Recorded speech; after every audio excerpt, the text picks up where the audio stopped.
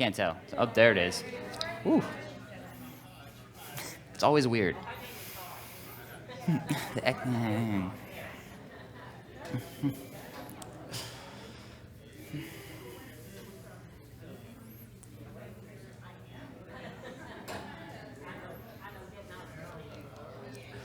All right. Good morning, everyone. Before we get into this week's passage, I just wanted to go back real quick. I had a question last week after just talking after School of the Word, and I very much appreciate any questions you guys have or topics that you hear something and you say, I don't know if you meant by this, or I think you were wrong on this. I definitely am wrong sometimes, so please feel free to come up and talk to me. Miss Anna comes and tells me I'm wrong all the time. She does not. She does not. That was a lie. But come ask questions. This is very much a class, and I'm learning all the time as I'm teaching, so happy for questions. But the question I got last week was it right for Sarah to obey Abraham when he told her to lie about being his sister? Remember, I sort of connected those 2 points last week. And just thinking about it a little more, we talked afterwards, but just thinking about it some more this week, I want to say a couple things on that. First, I think if you go read the passages where he did that, Genesis 12 and Genesis 20, it's not clear. The passage itself does not say who should have done what. It just tells you what happened. And that doesn't mean to say that there's no moral implications or that you can't think through it and say, was this right, was this wrong, who's being portrayed as the bad guy here. The Genesis does that a lot. But Sarah is probably the least in view as to whether what she should have done or not done. So the original passage is unclear, and 1 Peter itself is not clearly referring to that passage. Right, if you read the commentaries, there's at least 3 different opinions on exactly what Peter has in mind in that passage in 1 Peter 3. Probably what's the most clear is that he's referring to Genesis 18:12, where the Lord comes to Abraham and tells him again that he's going to have a son. And then Sarah says, so Sarah laughed to herself, saying, "After I am worn out and my Lord is old, shall I have pleasure?" That's kind of the only time she refers to him as my Lord in the Bible. So because of the way Peter phrases it, that's probably what he had in mind. But even that, it's not exactly clear. It's okay to read passages in the Bible and say, I'm not sure if it means this or it means this. Not everything in the Bible is super clear. That's okay. The things that are important are clear. And when we run into a passage that's unclear, sometimes we can go and read other parts of the Bible and say, because all of this was authored by God, because God wrote this whole thing, we know it's not going to contradict itself. So if this passage is unclear, maybe are there other passages that can give us some insight into maybe not exactly what it does mean, but the boundaries on what it can't mean. So for this passage, I would say a couple things kind of can give us boundaries around how we should understand this. When you read Genesis 12 and 20, it's clear at least that lying about being his sister was not a good idea, right? If you look at the outcome of it, the kings of Egypt and Gerar, the non-chosen, are very clear, what are you doing, Abraham? Like, they get plagues and they come back to Abraham and they're like, come on, man, what are you doing? Why did you tell us this? And so it's clear from the narrative that this was not a good idea, which makes it pretty unlikely that Peter would have looked at that passage and said, be like just like that story. That's probably not what he has in mind when he's commending us to be like Sarah. It is a story where the outcome of what she did was a bad outcome, whether or not she was wrong exactly in having done it or not. The other thing that's clear is from Peter himself would say, we are not to obey human authority when it causes us to disobey God and to sin. Remember when Peter and the disciples are brought before the high priests in Jerusalem after Jesus has died and they're proclaiming his resurrection. And the priests tell them to stop talking about Jesus. What does Peter say? Acts 5:29, he says, we must obey God rather than men. So it's clear if you come up to an instance where a human authority, a husband, a government, something else, is telling you to do something that would be sin, you must obey God and not obey that human authority. So, what is clear is, wives here today, if your husband tells you to lie about being his sister so that someone else doesn't kill him and he can take you home, you shouldn't do that. That would be sin for you because you've read this story, because you heard what Peter said. You know that would be wrong, and it is not right for you to obey even your husband if he's telling you to do something that is a sin. What 1 Peter was getting at is that even if you must disobey, you do so respectfully and gently. You don't need to make a big fuss about it and call him out and undermine his general authority, even if you can't obey in this instance. First Peter is interested in the attitude you have relating to authority in general, that in the moment where you must disobey, and you're probably not going to be comfortable in that moment, what you're called to be is a reflection of Jesus Christ, who was gentle and lowly in the way that you respond to the authority that's trying to get you to disobey. So that would be sort of my caveat clarification of the connection I made between those two passages last week.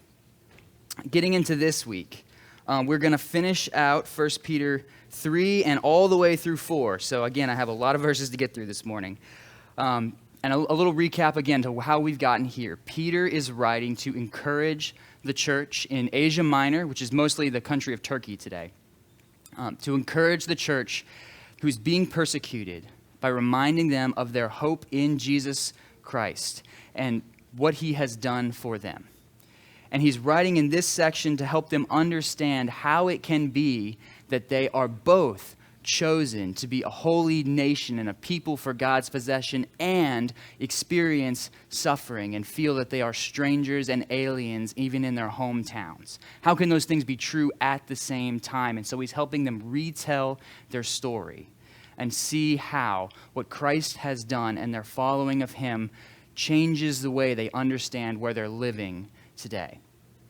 So what we're going to get into, we saw last week that he's redefined their definition of freedom, that they're not free from the problems and the persecution and the suffering in the world. They are free from sin because of what Christ has done, and they are free to live even in their suffering as examples of Jesus Christ. That the way they bear suffering is a witness to the way Christ bore suffering for us, to bring goodness out of persecution, to bring life out of death. But today what we're going to see is not only is suffering an opportunity to bear witness to Christ, Peter is going to redefine suffering as blessing for those of us who follow Christ. And how can that be? How can suffering be a blessing for us? We're going to go through this and see it in the passage, but I think a helpful illustration up front to kind of think about what Peter is getting us to see is it's kind of like waiting in a line. Have you ever been waiting in a line for something that you really wanted to go see? Maybe at a theme park, not at Disney, Peter. We're not going to Disney, but maybe at a water park where you're waiting to get up to the top of the slide, and you're standing out in the heat with all of these other people who are sweating. Maybe you're waiting downtown to go to breakfast at Mother's. Whatever it is that you're waiting in a line for, you know that experience. And what is it like to wait in a line? It's kind of, what was that? I missed that. It's easy. It's easy for Peter to wait. Peter doesn't wait in lines. Peter just stays at his house.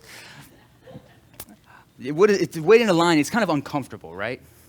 It's not a great experience standing and waiting in a line. Hopefully you're not the person making the experience worse for everyone around you. But in no case is it fun to wait in a line. But hopefully, you're in line for something that's worth it. And so your experience of waiting in line is shaped by where this line is taking you. And so, yes, this might be uncomfortable, but that's okay. I don't mind the difficulty. I don't mind the sun because I'm so aware of where I'm going right now. That this line is taking me to blessing. And that's, I think, how Peter wants us to see suffering. That when you encounter suffering in this world, it should be a reminder that you are following Christ, the one who has called us not just straight to life, but to get to life that goes through death. So we'll see that as we get into this passage. Starting here in 1 Peter 3:9. It says, "Do not repay evil for evil or reviling for reviling, but on the contrary, bless. For to this you were called, that you may obtain a blessing. For whoever desires to love life and see good days, let him keep his tongue from evil and his lips from speaking deceit. Let him turn away from evil and do good. Let him seek peace and pursue it. For the eyes of the Lord are on the righteous, and his ears are open to their prayer. But the face of the Lord is against those who do evil." One thing to note as we start here is going to be prominent through the rest of this section, but there are two groups here, right? There are those who do righteous and those who do evil, who are righteous. And both of those groups are going to face suffering of some sort, right? Those who do evil, it says the Lord is opposed to them. Right, so they are going to face suffering as well. But what's surprising here is that it's not only the evil who face suffering, but the righteous as well. Peter here is quoting from Psalm 34. These are verses 12 through 16 in Psalm 34. But if you go down in Psalm 34 to verse 19, it says this, "Many are the afflictions of the righteous, but the Lord delivers him out of them all." And that's the difference. Those who suffer for righteous, when the righteous suffer, they suffer differently because the Lord hears them. The Lord delivers them. I think this is a little out of order in your notes, but if you go back up a couple verses, Psalm 34, he says, "The righteous cry out, and the Lord hears them. He delivers them from all their trouble. The Lord is close to the brokenhearted and saves those who are crushed in spirit." I was noticing this last week as we were reading through the previous verses in 1 Peter. But in 1 Peter 2, verse 20, when he's talking to servants about how they are to endure unjust treatment by their masters, he says, "But if when you do good and suffer for it, you endure, this is a gracious thing in the sight of God." And when he's speaking to wives, he gives the same encouragement. "But let your adorning be the hidden person of the heart with the imperishable beauty of a gentle and quiet spirit, which in God's sight is very precious." When we suffer for doing good, when we suffer in following Christ, God sees us. God hears us. God is near to us. And that makes all the difference. Because that tells us that we still have hope. And so how do we suffer in light that knowing that God knows us? Read this next section, 1 Peter 3, starting in 13. "Now who is there to harm you if you are zealous for what is good? But even if you should suffer for righteousness' sake, you will be blessed. Have no fear of them, nor be troubled, but in your hearts honor Christ the Lord as holy, always being prepared to make a defense to anyone who asks you for a reason for the hope that is in you. Yet do it with gentleness and respect, having a good conscience, so that when you are slandered, those who revile your good behavior in Christ may be put to shame. For it is better to suffer for doing good, if that should be God's will, than for doing evil." How do we suffer? Knowing that God sees us. What are the implications of how we should endure our suffering here? He gives us two things, at least. First, have no fear of them. Because God sees you, because God hears you, because God knows where you are. It does not matter what anyone around you is doing. Because we know where this line is leading. This current moment, it's uncomfortable.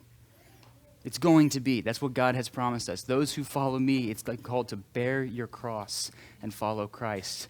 But we don't just follow him to death, we follow him to resurrection.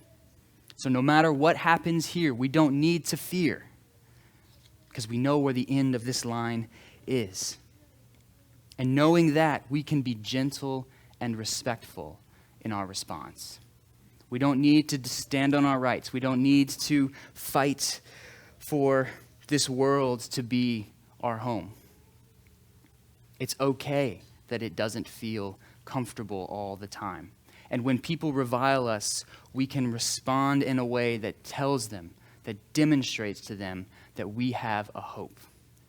In such a way that they're going to ask us about it. Imagine, who's going to be asking Peter's readers about their hope? Maybe the same people who are persecuting them, who are excluding them from the ability to participate in the trade of the town and boycotting their businesses because they're not participating in the temple. Or the people who just stood by and let it happen and didn't say anything. And why are they going to ask?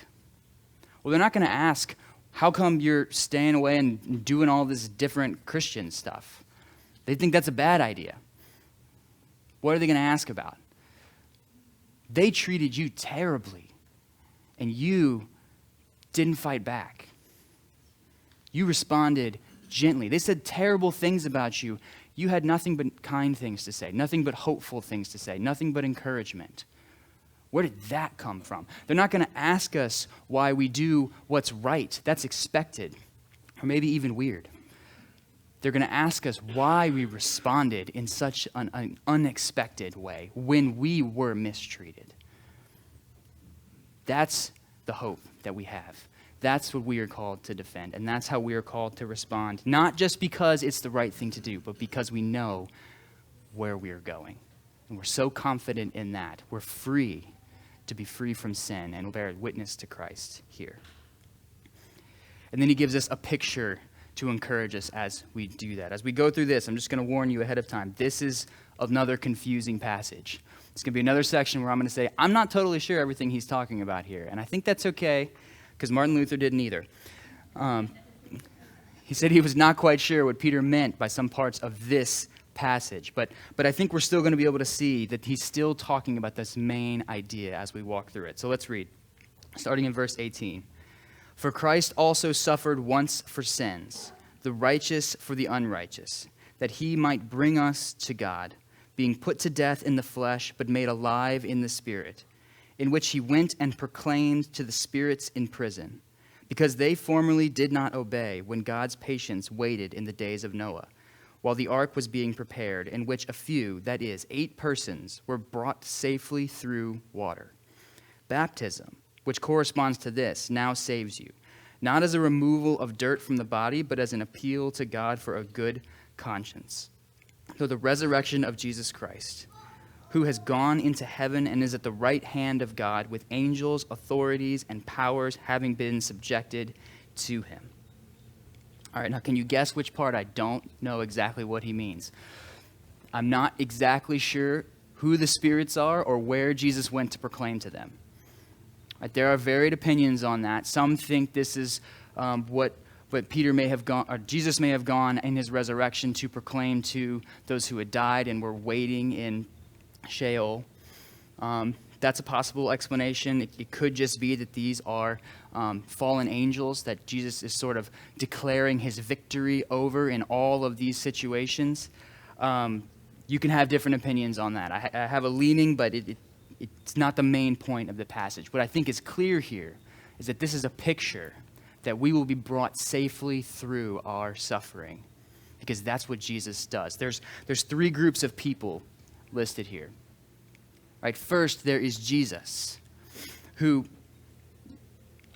suffered for sins that he might bring us to God. So back to this picture, he keeps going back to Jesus. He died and rose again to bring life for us. And then he references Noah, who suffered for obeying God in the days when he was building the ark, and then went into a flood for days and weeks and months, but came safely through the waters. And finally, he says, and this is you, church. This corresponds to you. You who are now suffering, but you appeal to God by baptism, and you are saved. Do you see the pattern here? There's 3 people, all of whom experiencing suffering and come safely through. That's the picture that we are to take. When we go to look at our lives and say, how do I understand this difficulty? How do I understand what this moment feels like? He says, it's just like Jesus. It's just like Noah. You're in the flood right now. You're in the midst of difficulty. You're in the midst of suffering. But remember, I bring my people through. You will come safely to the end. You might be waiting, and it might be raining for 40 days, and you see nothing but waters rising and rising and rising. But remember, I bring you safely through. This is what you were baptized into. And he relates baptism here. Baptism is sort of an initiation, right? It's sort of bringing you into the fold. That's how we identify ourselves as Christians. And the initiation ceremony tends to relate to or correspond to what it is you're actually being brought into. Again, we are being brought. What do we say when we baptize people? You're buried with him in Christ, and then you're raised to new life. Both parts are important. First, we are buried, and then we are raised. And sometimes this part feels like the burying part. Sometimes it feels like you're going into the flood. But remember, you're coming safely out. This is what we have been brought into. This is not surprising that this death comes first. But as we are buried, we know we will be raised. And so he tells us not to retreat from the path that leads to suffering. So here in 1 Peter 4, starting in verse 1. Since therefore Christ suffered in the flesh, arm yourself with the same way of thinking. For whoever has suffered in the flesh has ceased from sin, so as to live for the rest of the time in the flesh, no longer for human passions, but for the will of God. For the time that is past suffices for doing what the Gentiles want to do, living in sensuality, passions, drunkenness, orgies, drinking parties, and lawless idolatry. With respect to these, they are surprised when you do not join them in the same flood of debauchery, and they malign you. But they will give an account to him who is ready to judge the living and the dead. For this is why the gospel was preached, even to those who are dead, that though judged in the flesh the way people are, they might live in the spirit the way God does. All right, up front, what does it mean here that those who have suffered in the flesh have ceased from sin? Right? That can't mean all suffering means you've ceased from sin, right? Because remember, there's two groups, and both of them suffer, the righteous and those who do evil. Those who do evil suffer because they are opposed by God. So Peter can't mean here that all suffering means you've ceased from sin, that when God is opposing you because of your sin, that means you've ceased from sin. That wouldn't make any sense. So what does he mean? Well, he uses a particular phrase here when he says, those who have suffered in the flesh. And there's a whole discussion on what that Greek word is. It's sarx, and should that be distinguished from the word that means flesh versus body? That's another interesting discussion that I would commend you to study on your own. But I'm not an expert in that, and I don't think you need that to understand this passage here, because he uses that phrase twice. He says, Christ suffered in the flesh. And so those who suffered in the flesh. So what kind of suffering is he talking about? The same kind of suffering that Christ experienced. Those who suffered like Christ. Those who suffer with Christ and because of Christ. You're identified with Christ in your suffering. And this would have been a clear choice for those who were reading it in the first century. Because remember, why are they suffering? Because they are Christians. And so they have a clear choice. You can identify with Christ and face persecution. Or you can just live like everybody else. What are you going to choose? Are you going to suffer like Christ? Or are you going to live on your own, just like everyone else? That's the kind of suffering that's being described here. Suffering for identifying with, choosing, and following Christ. And what Peter is trying to do here is show us there's an end to that other line too. right? You can choose to follow Christ and you'll face suffering, and that means you've ceased from sin because you've identified with Christ. Not in every instance, but you are abstaining from this way of life. You're not choosing to live in all of these normal, socially acceptable sins that everyone else is surprised you're not participating with them in. And that's causing you to suffer. But remember, those who are living in this way of debauchery, in this way of sin, in this way of worshiping idols and participating in drunken parties to commune with their gods, there's an end to that line too. And what's the end of that line? It's judgment. They will be judged. They will give account to him who is ready to judge the living and the dead. And so he's reminding them, you must not live like this. There's only two ways to live. And we need to take that seriously as well. We don't have the same sort of, what might read as sort of shocking sins to live in today, right? Like there's not probably a big drunken orgy to go participate in worship to some pagan god. That's not your choice. But this was a socially acceptable sin. Right? They were surprised you didn't come and do this with them. And we have two ways of living just the same. Our socially acceptable sins look different. It may look like just partying down on Bourbon Street or sensuality in the strip club, and it may look like sensuality in the sort of acceptable movies that you watch. It may look just like joining in the slandering that everyone's participating in on Facebook. There's a list of specific sins given here that those who follow Christ and have identified with him are to abstain from. And they'll look different for us, but we need to recognize there's only two lines. There's no middle. And if you're in the comfortable looking like everybody else line, you should be concerned about that. There's an end to that line.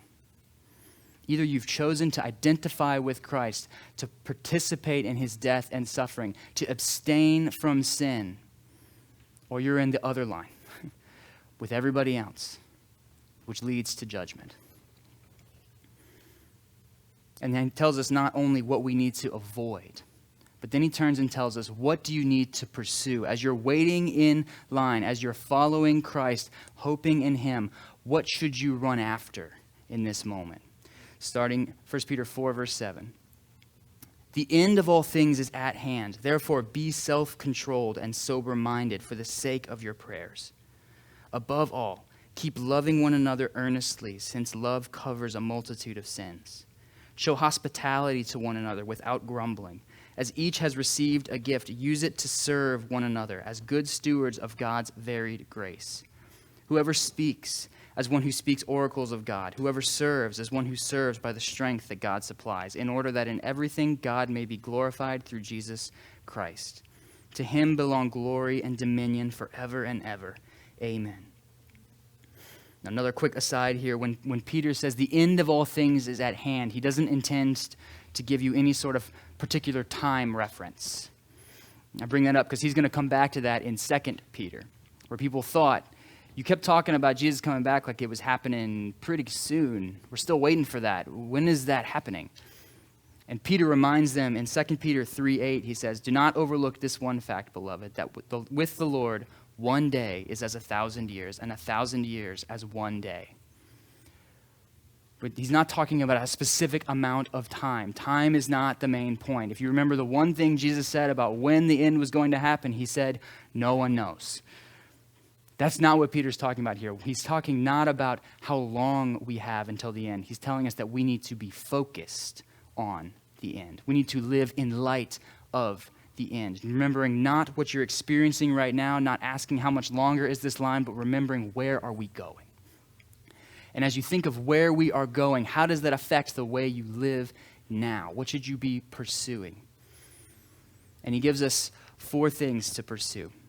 First, he says, be prayerful. That phrase, be self-controlled and sober-minded. The NIV renders it, be alert and sober-minded so that you can pray. As we are following Christ and living in light of what he's done for us, we need to be talking to him. We need to be praying. We need to be relating to him personally and directly.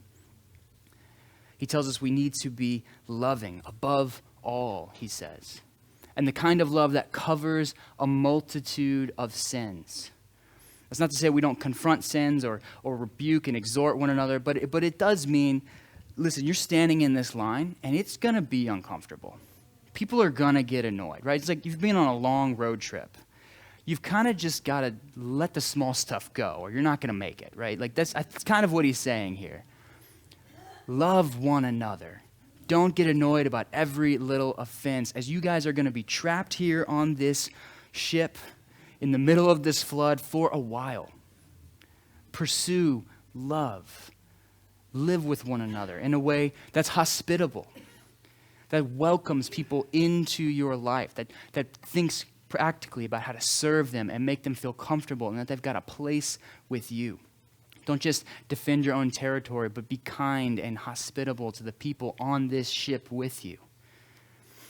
And serve one another. God has given you gifts to care for one another as we wait for his return. Use those. Use those to care for each other, whether it's teaching, whether it's service, whether it's just the way you're speaking about God to people. Use that to encourage and care for one another as you wait for the end, as you live in light of where you're going. If you look at this illustration and kind of just thinking of being stuck on a ship in a flood, what kind of ship do you need for a flood? You guys heard that phrase, that this is not a cruise ship, it's a warship. Right? And I appreciate what that's trying to say, that's saying that this is not comfortable, this is not easy, this is not going to be just a fun ride until we get to the end, right? This is going through death to get to life. But if you read the description here, unless you're someone who've used prayer as a war, as firing your cannons, and if that's what you hear when you read this, amen, yes, thank you. Keep praying. But I think if we're honest, most of us don't associate prayer with war practically in our lives. When we hear warship, we're looking for an enemy to fight. We're looking for who's done us wrong, that we need to make sure they can't hurt us, that this is difficult and we need to make sure nobody's making this any harder. But when I look around in my real life, if I exclude everything I see on a screen, I don't see a lot of enemies to fight. There's not a lot of enemies here in this room. There's not a lot of enemies I encounter from Sunday to Saturday. I don't need a warship most of the time. If this is a war, what I need is a hospital ship. I need a ship where I'm not aware of all the wrongs that have been done that need to be attacked. I'm aware of all the needs around me that need to be met, all the people who need to be loved, all the people who need to be welcomed into my life, all the people that God has called me to endure with, that just need me to serve them. I think that's the attitude Peter is giving us here. And as I've read through this passage, this has been the most helpful passage for me personally. Because my life feels like the uncomfortableness of waiting in a line. And I'm aware of the difficulties and the frictions and the needs for love that covers a multitude of sins in my life. And what this has helped me remember is that when life feels that way, I'm right where I'm supposed to be. I'm in the right line.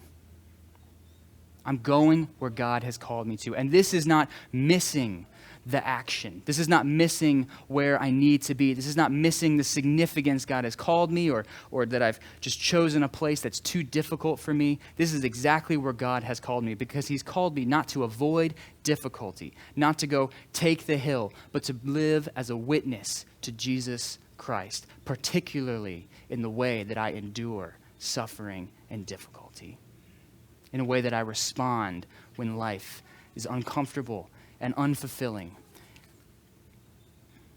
And this passage tells me that when I need to be prayerful and loving and hospitable and servant-hearted, I'm exactly where God has called me to be.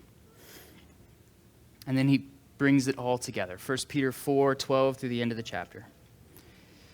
He said, "Beloved, do not be surprised at the fiery trial when it comes upon you to test you, as though something strange were happening to you. But rejoice insofar as you share Christ's suffering, that you may also rejoice and be glad when his glory is revealed. If you are insulted for the name of Christ, you are blessed, because the Spirit of glory and of God rests upon you. But let none of you suffer as a murderer or as a thief or an evildoer or as a meddler. Yet if anyone suffers as a Christian, let him not be ashamed, but let him glorify God in that name. For it is time for judgment to begin at the household of God. And if it begins with us, what will be the outcome for those who do not obey the gospel of God? And if the righteous is scarcely saved, what will become of the ungodly and the sinner? Therefore, let those who suffer according to God's will entrust their souls to a faithful Creator while doing good. I have so little to add to this passage. It's just such a good summary at the end of this reading. And if you've understood what Peter has been trying to get us to see all along, you won't be surprised. When life is difficult, when life is full of suffering, when it doesn't look like what you might imagine a chosen race is going to look like, when everyone around looks like they're living a more comfortable life than you, don't be surprised. Understand what you've been called to, what you've been called from, that you've been set free from sin, to live not free from the difficulty of this world, but as a witness to Christ in this world. That's exactly what God has called us to do, and live with the end in view. Both of these lines have an end. Those who are living comfortably now, who've avoided suffering because they're not trying to follow Christ, well, their end is judgment. Their line has an end as well. But for those of us who are following God, we entrust ourselves to Him. And the Spirit is reminding us that this is our story, that we follow God through suffering, and that we hope in the resurrected life. That as we live in that hope, we live as witnesses of Jesus Christ in this world, free from sin, free to live as witnesses to Christ. Not surprised by suffering, but recognizing that suffering is a reminder that we're exactly where God has called us. We're in the right line. We're going to what He has called us to. Our hope in Him is sure. I think next week we'll probably finish out 1 Peter. And so I hope you come back for the conclusion of this book. Thanks.